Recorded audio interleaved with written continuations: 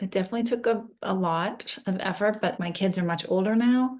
And so I can sort of see the results of our nesting and how it helped them. And, I feel very good about the decision, but I won't say it was a breeze at all. There's so many gradations of it. I was pretty extreme, right? Where had a home, leaving, my ex was coming in, etc. But I think there's a lot of different ways of doing it. I mean, I would even suggest that having a meal together is a type of nesting, anything that just doesn't constantly separate the kids and have them, only with one parent. And obviously the circumstances are different for everybody. But I try to do with parents is just give them my ideas. Like there are other ways that we can go about this. It doesn't have to be always a traditional way. And then I'm remarried, and when I met my husband, he was doing the same thing. So that was That's a like miracle for like the few like people who are doing it.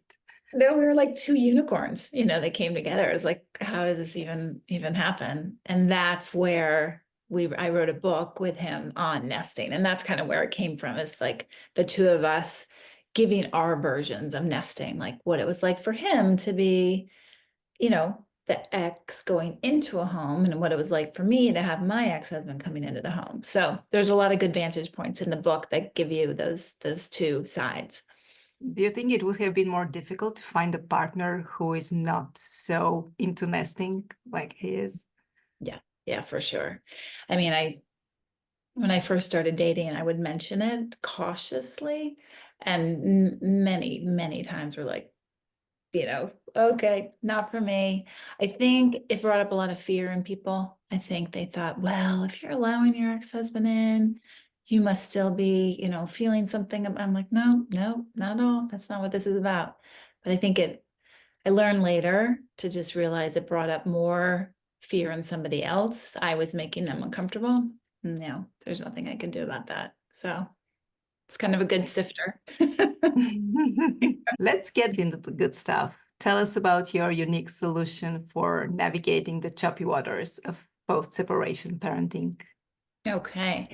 Well, when I was going through separation and then into divorce, my children were pretty young. So at that time, I was trying to figure out how to navigate all of this. And one of the biggest challenges was this idea of custody and where the children went, right? And I had friends and I'd seen them sort of, have their kids pack their bags and have a very structured, maybe a week at dad's and a week at mom's, or however the court systems decided. And I felt very strongly that that was not the healthiest course of action for my children. So I spoke to my soon to be ex, and came up with this idea of nesting, which now is becoming more of a term and it's really out there. And a lot of people call it bird nesting, but this was 14 years ago. So this was really, really unknown then.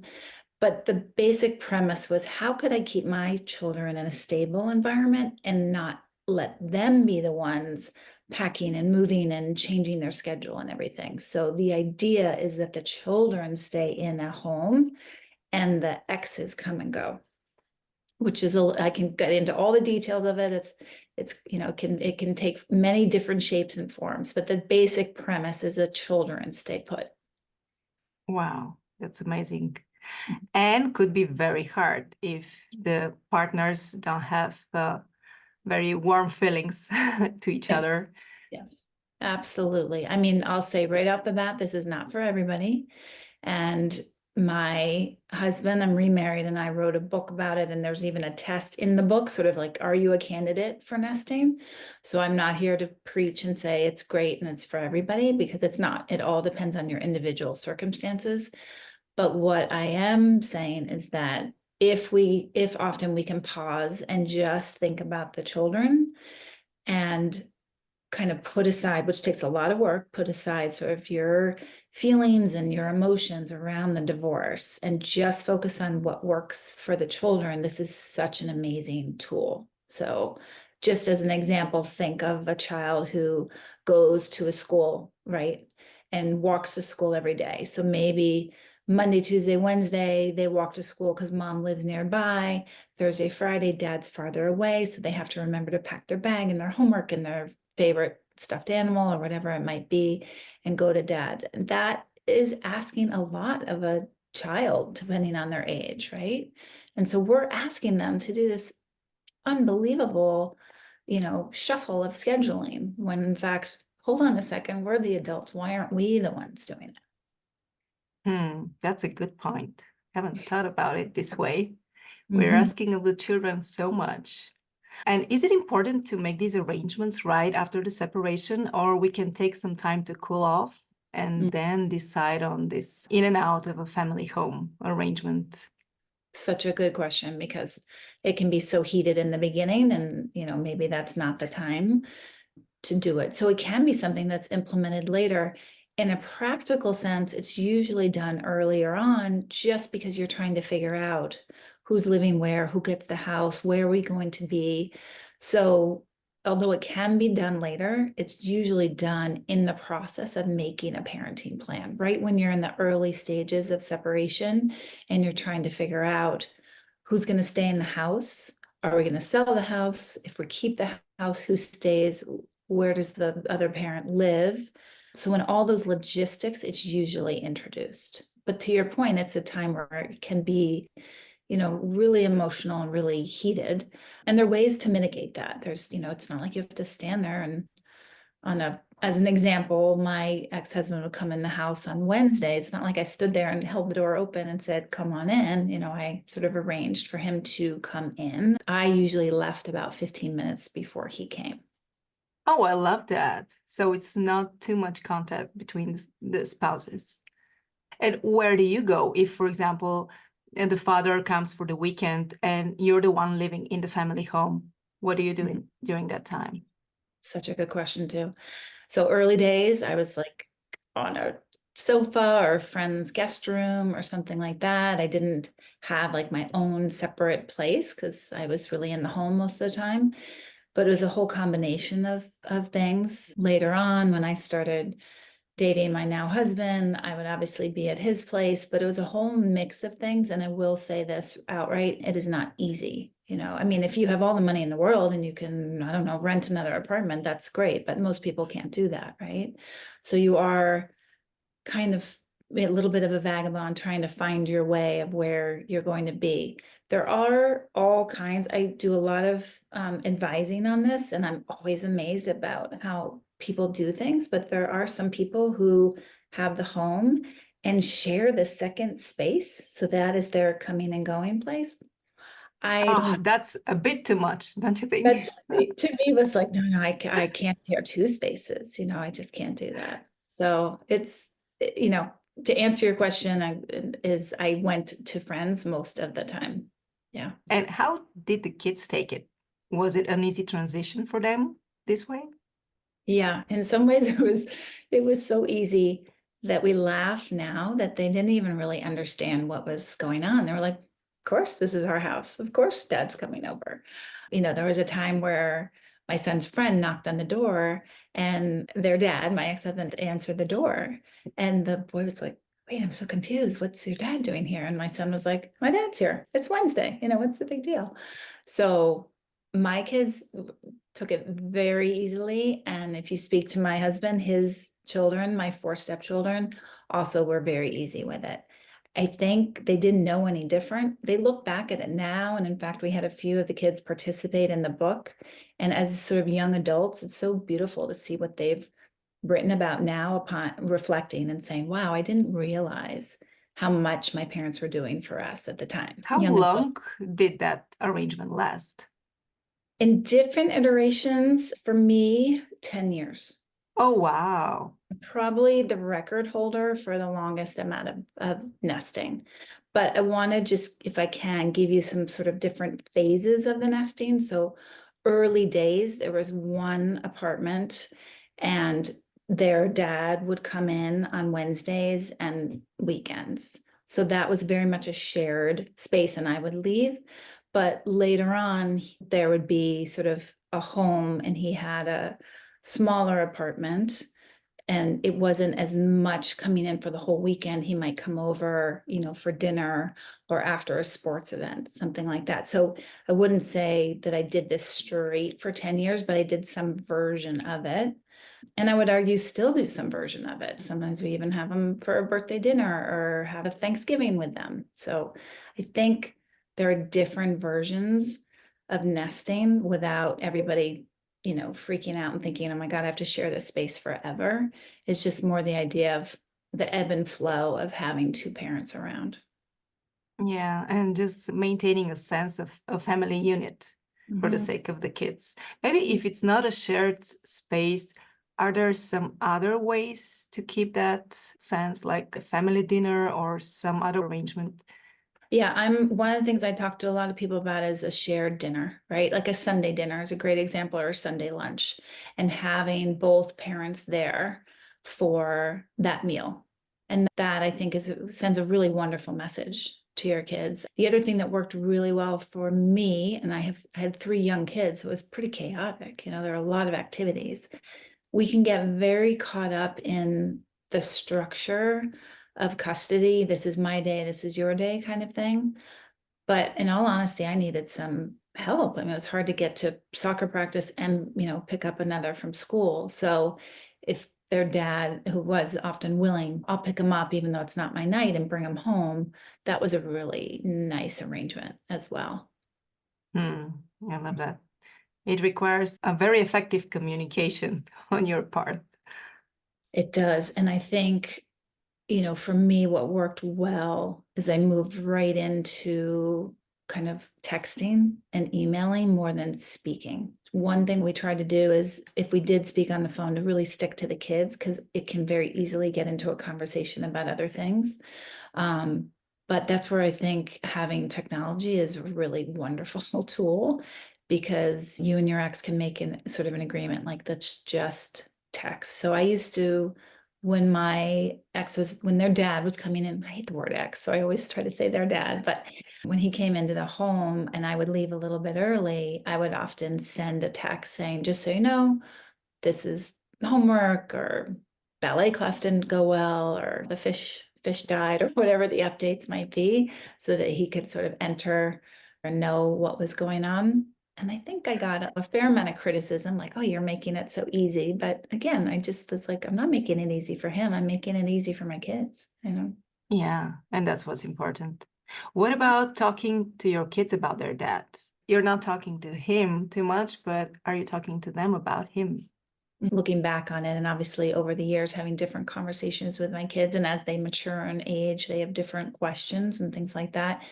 I really try to, and still try to, keep it to, what's the information that's important for you to know as a child. Like the idea around dad and mom not staying married is really about their relationship, but it's not necessarily about father-daughter or father-son relationship.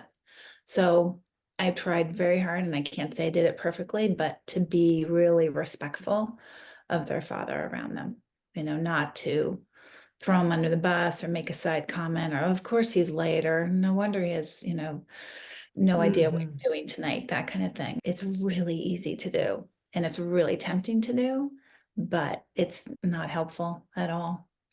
Yeah, yeah, I agree. Power dynamics can emerge when there's a disparity in time spent with the children. Mostly is the mother, right? So Mhm. how can co-parents address these power imbalances? It's a really interesting dynamic, because I always think, okay, what would it be different if we were still one unit, a family unit, right? So I had worked on and off, but I had taken time off to be with my young children. So already I was the sort of primary parent. I was already there most of the time. So in divorce, I was there more of the time, but I think that would have been an imbalance no matter what. So I think this is something that happens in all families, whether or not, you're divorced or not. I think where the divorce adds another layer is that obviously the person's not physically there. So it's something where I did feel like having a conversation before he came in, or a text, was part of that balance, like, let me catch you up a little bit. Um, but it's never going to be balanced. I've realized it's never going to be perfect. And in fact, it's not really my job to always make sure that it's balanced. because it's how both of you participate in this new dynamic, in this new family. So I can't be constantly, filling you in and filling you in. I mean, it takes maybe more effort on that ex's part, but it's up to them then to maybe put in some more effort. I agree. And as I think about it, it's the same for me here. I'm with the kids most of the time, so it's there either way. What about if you have some potential conflicts or differences in parenting styles that are more evident right now? This is where a parenting plan is really important. And you can't document everything and say you need to feed them a healthy meal every time you're with them. But I do think the parenting plan, the more detailed you can make it, the better. Basically, you put in as much specificity as you can so that later on you're not going back to the table to renegotiate, right? So it might be things like, how do you align about education? Where are you on funding college? What do you think about summers and who would fund it? You might assume, as an example, of course they're going to go take these classes in the summer. Well, what if the other, parent doesn't want to do that? Or they say, well, go ahead, but I'm not going to pay for it. These are things you want to outline ahead of time, because you might say to yourself, we get along very well. This is amicable. We both want the best for the children, but I'm guaranteeing you there are going to be rifts somewhere down the line. How do you want them to be educated around religion? All of these different ideas are really important to outline in a parenting agreement. On the other hand, there are things you're going to have to let go of. Like I said, you can't guarantee that they're not going to go and eat fast food, right? I worked with one family who really struggled because even though the parenting plan agreed that this child should be, it was a young child, should be in bed by 9, one parent was not adhering to that at all. So then what do? It's in the agreement that the parent's still not going to do it. So there's certain things that you just have to be able to let go of. Choose your battles. Choose your battles. And then don't say, when the child's yawning the next morning and you're with her, well, no wonder you're so tired, your dad keeps you up so late. It's not helpful. I can hear myself saying that. It's really tempting though. It's so tempting. Can you tell us more about the biggest hurdles parents face in staying close with their kids after a breakup? We're now talking about the parent-child relationship. Do you have any advice on what to pay attention to? I think sometimes we fall into sort of two categories. There's sort of the one who's kind of holding down the fort and doing the daily sort of upkeep and work, and maybe that's getting them to school or getting them to meals. And then there's a parent who might have, it's a little bit of an imbalance. There are 50-50, and those are wonderful, but it's very rare to have a completely 50-50 arrangement. And so sometimes that time, because it's so precious and you don't get the same amount of time as you might have if we're still married, that time becomes what I would call fun time. We accuse my husband of sort of being a Disney dad, like really just having a lot of fun, but not doing some other things. So I think just spending whatever time it is and not thinking that it has to be always fun and always entertaining. Kids really just want to connect. And if you are the parent who gets less time and you're really worried about that, just keep reminding yourself that it really is quality over quantity. Having 10 minutes of a really wonderful cuddle or a great conversation or reading a book together. Those are the things that kids really take in and remember and feel. It's not that you went out to dinner or you got to do something fun. So I think that's one way of staying connected, is just realizing that it's the time that you have together and what you do with it that's important. I think it's where technology can be really wonderful as far as sending a text or something like that to your child and saying good morning or good night. Those can be really nice ways to connect too. Do you think that because we want this quality time, we are sometimes tempted to not set boundaries, like forget about this part, and this could backfire? Mm-hmm.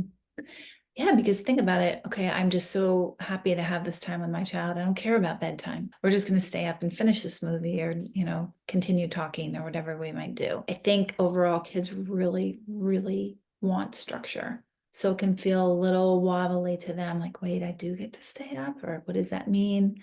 So even though they might in the moment think that's really great, I think long term, kids really do well with structure. So I think that's where it can backfire. Like you never want to feel imbalanced as a child. You never want to feel like, oh, I have this power over my parent. I can just tell them I want to stay up later. I can tell them that I want to have more ice cream, or, in the moment it feels really good, but long term that's not a position they want to be in. In your experience, what are some beliefs or assumptions that parents may have about post-separation parenting that aren't necessarily true? Like some of the fears we might have that are not true. Yeah, I think one is our child's going to choose one or the other. And that's just not anything they ever want to do. And the one who either has less time with the child or in a nesting situation isn't the nester, is the one coming and going. Of course, the fear is there. They're going to be influenced by the parent they spend more time with. They're going to talk badly of me. We're not going to stay connected. All those fears, I think, are really valid. I think the biggest concern is, how am I going to stay connected to my child?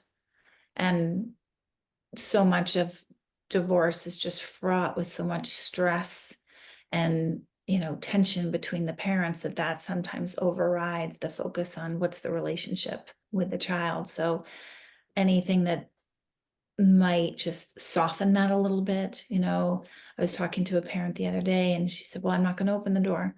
I'm just going to stand inside, and I send my child out to get in her dad's car. And I thought, you can't just stand outside with her and wave. We have to be careful. We're separating from our spouse. We're not separating from our children. Yeah, that's so true. You're right. As someone with experience as a step parent, you understand the complexities of blended families. So can you describe what a healthy family dynamic looks like in these situations? Well, I can tell you, since we just came back from all of us on vacation, which is very rare. So I have 4 stepchildren and 3 children. So there are 9 of us, which is pretty rare that we all get away together like that. I think for me, I have to continually remind myself that my stepchildren have a mother. They don't need a mother. They might come to me maybe for advice, maybe not, but that's not the role that I'm playing. And that is probably the most challenging for me, because I'm obviously a mother to my 3 children, but my stepchildren don't necessarily need that from me.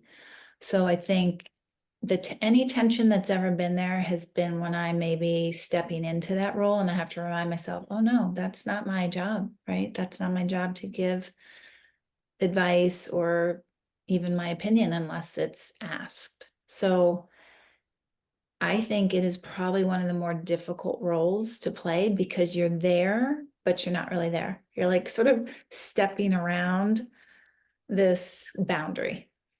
Did you live under one roof? We never fully blended the 7 kids.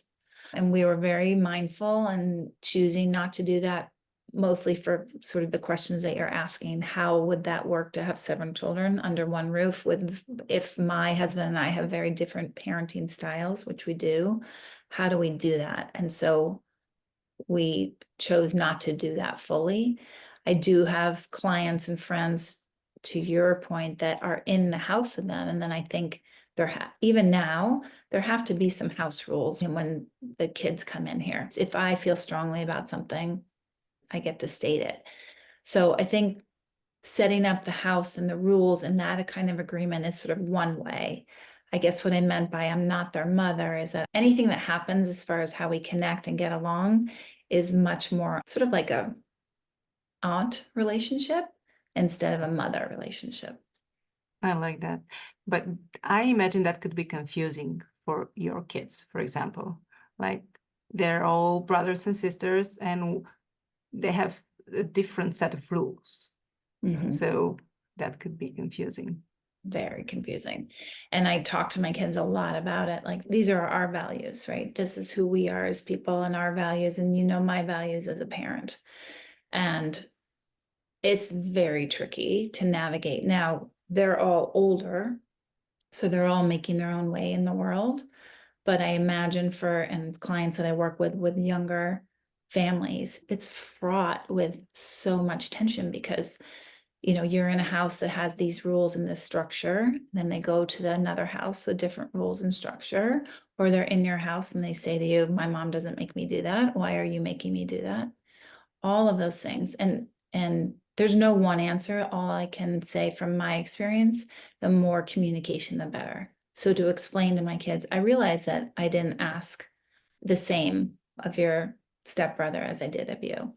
But the reason for that is that this is our dynamic, and just talking it through has been really, really useful. But it's very time consuming, I have to say. And the more kids, the more time consuming. And it's changed too, right? With ages, right? So the structure that you might have had when they were younger, then it has to loosen when they're older. So it's not whatever we started, 12 years ago isn't what we have now. When a new partner comes into the picture, like you've been nesting, you've been having a good relationship with the dad, but now a new person comes in, and like I can't imagine how that person feels. In your situation is another nesting parent, but if it's a completely different person. Yeah, it's so different. And then, your kids are like, wait, we're good. We like the way this is working. The dad comes over and you're here with us, mom. We don't need anybody else coming in here, So then you've got to discuss all those different feelings that everybody's having and how are they connecting each individual with now their stepfather and their father. It's like a spider web of just like all these different connections, and you just have to kind of navigate each one as you go along. So there's some days where it's very easy and there's just such a really nice ebb and flow, and then we'll bump up against something and there just has to be like a sit down conversation. And where does self-care come into the picture? We're thinking about the kids first, their well-being, but we should care for ourselves as well. Yeah, I've gotten better at that. I was not very good at that in the beginning. Again, my kids were very young, so I was so hyper-focused on just them and are they going to be okay? And then going back to work full time while they were young, in the midst of a divorce, like all these things happen, which then you feel guilty about that. And then, so you just layer all these tough things on top of each other. We all talk about it all the time. Like, we have to take care of ourselves. You have to make sure that you're good and you're healthy. But I will say, in getting better at it, I know that I'm sort of I think a helpful way for me to think about it was I want to model for my children a really healthy and happy adult. If I thought about it like, oh, I need alone time, or oh, I need to go exercise, I would sort of put that in the realm of like, oh, I can do that later. That doesn't feel good to me. But if I did it more like, what am I modeling? What am I showing my daughter? That I am actually going to take a break, right? That I am going to go for a run, that she might have to wait until I help her with her homework because I'm going to go and do this. But that, at least for me, was a constant conversation that I need to have with myself. It wasn't like a switch that flipped really easily. I continue to have this conversation with myself, like, nope, this is really important to do. Yeah, and it's a good way to put it. I'm doing it for the kids. I'm modeling the right behavior. So I love that paradigm shift. Okay, tell us about the book, The Nesting Experiment. Well, we wrote it because there weren't many books. When we looked around, we thought, well, there's nobody talking about this or helping other people. So it's written by my husband, Chris, and myself. So you'll hear very different voices in it. His perspective of being sort of the ex-spouse that was coming into the home, and then my perspective of having my ex come into the home. So there's sort of those two visions, those two vantage points that you can hear, which I think is really helpful. And then we tried to make it very, very practical. So it's not a big, long book. It's almost like a manual. Are you a candidate for nesting? If so, what should be in a parenting plan, when do you break up nesting, and then we also sprinkled in our stories so you can kind of read about how we got to this point differently, you know, because Chris came about it on his own and I came about it on my own. And so you sort of get that story, our story, but then we really put in, I wanted really practical and useful advice, something that people could bring, you know, to their bedside for a couple nights, get through it and feel like, okay, I have sort of a game plan here. Yeah, So I it's can do called the, this. yeah, and it's called the nesting experiment. So, which is what it was. It was really an experiment, But a successful one. but a successful one for sure, for sure. Looking back, you can say it really worked. I can say I'm so proud of the job that we did and the way that we approached it. I really, every day, I'm so grateful about that. But I also want to always caution and say I'm not the martyr and I'm not the perfect one who did. Like, there's so many different ways to do it. If people are listening to this, I want them to think it's all or nothing, you know, to think if I don't share the home with my husband, then I'm not nesting. I just want people to know that there's just ways to soften that can be so helpful to your children. I love that. Would you tell people where they can further connect with you? Sure. So you can find me at brighamadvising.com. That's my website. And through that, there's a free consult and my email and phone number and all that kind of stuff. And the book you can get there as well. You can find me on Instagram at the Kathleen Brigham. And then the book is on Amazon, The Nesting Experiment. Thank you, Kathleen. This was such a great conversation. I learned so much from you. Thank you. Thank you. Thanks, Billy, for having me. I'm really happy that we could sort of introduce this concept to a kind of a different audience. So I really appreciate it.